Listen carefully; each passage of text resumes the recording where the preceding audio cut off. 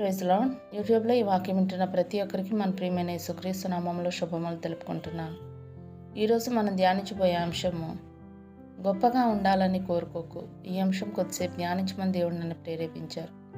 అయితే వాక్యం మీ దాకా చేరిందంటే దేవుడు మీరు ఈ వాక్యం వినాలని కోరుకుంటున్నాడు కనుక ఎక్కడ స్కిప్ చేయకుండా పూర్తిగా వినండి. ఇక వాక్యంలోకి వెళ్ళిపోదాం. లూకా సువార్త 16వ అధ్యాయం 15వ వచనం చూసినట్లయితే, మీరు మనుషుల ఎదుట నీతిమంతులని అనిపించుకునేవారు గాని దేవుడు మీ హృదయములను ఎరుగును.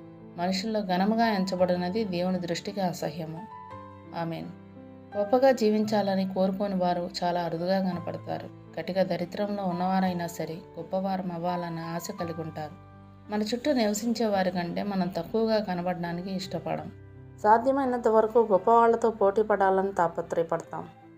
మన గొప్పతనం అన్నది మనుషుల ముందే కానీ దేవుని ముందు మనకంటూ గొప్పతనం ఉండదు. ఒకప్పుడు బాగా గొప్పగా బ్రతికిన వాళ్ళు దరిద్రమైన స్థితిలోకి వెళ్తుంటారు. ఈ లోకంలో గొప్పతనం అన్నది శాశ్వతమైంది కాదు.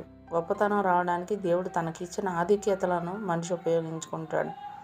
ఉదాహరణకు, ఒక మనిషి శారీరకంగా మానసికంగా పరిపూర్ణుడిగా ఉన్నప్పుడు తను గొప్పగా ఉండాలని కోరుకుంటాడు.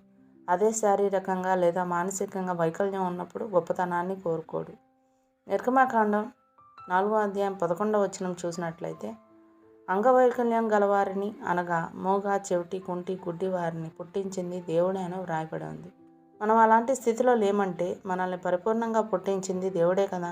మరి దేవుడు మనకిచ్చిన ఈ పరిపూర్ణతను ఆధారం చేసుకొని మనుషుల ముందు గొప్పగా ఘనంగా కనపడాలనుకుంటే దేవుడు మనల్ని అసహించుకుంటాడు.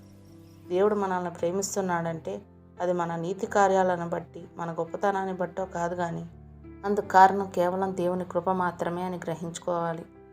ఇర్మియా గ్రంథం 9వ అధ్యాయం 23-24 వచనాలు చూసినట్లయితే, యెహోవా ఇలాగు సెలవిచ్చుచున్నాడు, జ్ఞాని తన జ్ఞానమును బట్టి, శూరుడు తన శౌర్యమును అతిశయింపకూడదు, ఐశ్వర్యవంతుడు తన ఐశ్వర్యమును బట్టి అతిశయింపకూడదు.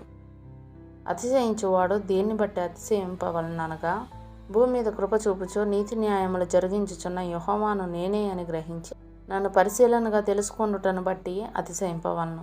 అట్టి వాటిలో నేను ఆనందించువాడనని యెహోవా సెలవిచ్చుచున్నాడు.